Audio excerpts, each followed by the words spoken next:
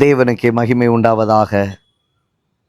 ஜனங்களே, கர்த்தருடைய பிள்ளைகளே, ஆண்டவராகிய கர்த்தர் உங்களோடு இருந்து உங்களை வழி நடத்துவாராக. இந்த நாளிலும் சங்கீதத்தின் புஸ்தகத்திலே 46ஆம் சங்கீதம் 10வது வசனத்திலே வாசிக்கிறோம், நீங்கள் அமர்ந்திருந்து நானே தேவன் என்று அறிந்து கொள்ளுங்கள். ஆம், என அன்பான தேவ பிள்ளையே, வார்த்தை தெளிவாய் விவரிக்கிறது. நீங்கள் அமர்ந்திருந்து நானே தேவன் என்பதை அறிந்து கொள்ளுங்கள். இன்றைக்கு அநேகருடைய வாழ்க்கையில அவசரம், ஒரு காரியம் முடிகிறதுக்கு முன்பாகவே அவசரப்படுகிறதை பார்க்கிறோம். சில காரியங்கள் தங்களுடைய வாழ்க்கையில நடந்தேறுவதற்கு முன்பாகவே அவசரப்படுவார்கள். இப்படிப்பட்டதான அவசரங்கள் உங்கள் வாழ்க்கையில் இருந்து விட வேண்டாம். ஆண்டவர் சொல்லுகிறார், தேவ பிள்ளையே, உன் வாழ்க்கையில் நீ கடந்து போகிற ஒவ்வொரு சூழ்நிலைகளிலும் அமர்ந்திருக்கிறதான ஒரு அனுபவத்தை தேவனிடத்துல கேட்டு பெற்றுக்கொள்.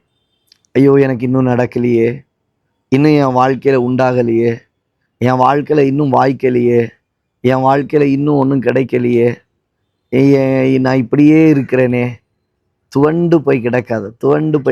ஆண்டவர் அழகா சொல்லுகிறார், நீங்கள் அமர்ந்திருந்து வெயிட் அண்ட் see.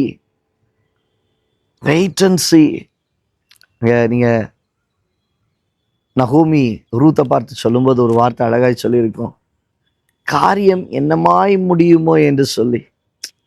அப்போ நீ கொஞ்சம் பொறுத்துரு. கர்த்தருடைய கிரியைகள் என்ன, பொறுத்துரு. போவாஸ் என்ன செய்ய போகிறார், பொறுத்துரு.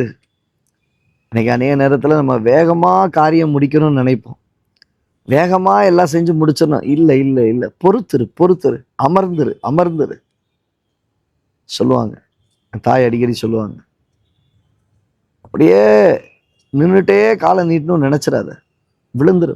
உட்கார்ந்து முதல்ல காலை நீட்டு, அப்புறம் பார்க்கலாம். இப்போ இன்னைக்கு அவசரத்திலேயே ஓடிக்கிட்டு இருப்போம். இப்படி இருக்கணும், இப்படி நடக்கணும், அதை செய்யணும், இதை பண்ணணும்.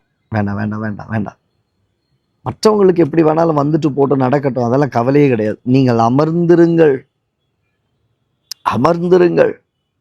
ஆண்டவர் சமூகத்தில் அமர்ந்துரு, ஜெபத்தில் அமர்ந்துருங்க, வேத வாசிப்பில் அமர்ந்திருந்து ஆண்டவரே, எனக்காக நீங்க செய்யக்கூடிய ரட்சிப்பு என்ன, வெயிட் பண்ணி பாருங்க. ஆண்டவர் சொல்றார், நீ அமர்ந்திருந்து நானே தேவன் என்பதை நீ அறிந்து கொள்.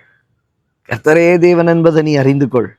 அவர் மகத்துவமான காரியங்களை செய்கிறவர், உங்கள் குடும்பத்தில் பெரிய காரியங்களை செய்கிறவர், அற்புதங்களை நடப்பிக்கிறவர். நிச்சயமாய் பெரிய காரியங்களை உங்கள் கண்கள் காணும். கர்த்தர் தேவனாய் இருக்கிறார் என்பதை நிச்சயம் நீ அறிந்து கொள்ளுவாய். உன்னை கொண்டு உன் குடும்பத்தார் அறிந்து கொள்ளுவார்கள், உன்னை சுற்றிலும் இருக்கிற உன் நண்பர்கள் அறிந்து கொள்வார்கள் கர்த்தரே பெரியவர் என்பதை. ஆமென். கண்களை மூடி ஜெபிக்கலாமா? நல்ல தகப்பனே, இந்த வார்த்தைகளை கேட்ட உடைய பிள்ளைகளுடைய வாழ்க்கையில் அமர்ந்திருக்கிறதான ஒரு அனுபவம், அமர்ந்திருக்கிறதான அந்த அனுபவத்தை தந்து நீங்கள் அமர்ந்திருந்து நானே தேவன் என்பதை அறிந்து கொள்ளுங்கள் என்று சொன்னீர் அல்லவா? கர்த்தரே தெய்வம் என்பதை அறிந்து கொள்ள, அற்புதங்களை செய்கிறவர் ஒருவர் என்பதை அறிந்து கொள்ள கிருபை பாராட்டும். இயேசுவின் நாமத்தில் பிதாவே, ஆமென். எனக்கு அன்பான தேவ பிள்ளையே, தேவஜனமே, நீங்கள் அமர்ந்துருங்க, அவர் சமூகத்தில் அமர்ந்துருங்க, வசனத்தில் அமர்ந்துருங்க. கர்த்தரே தெய்வம் என்பதை அறிந்து கொள்ளுங்கள்.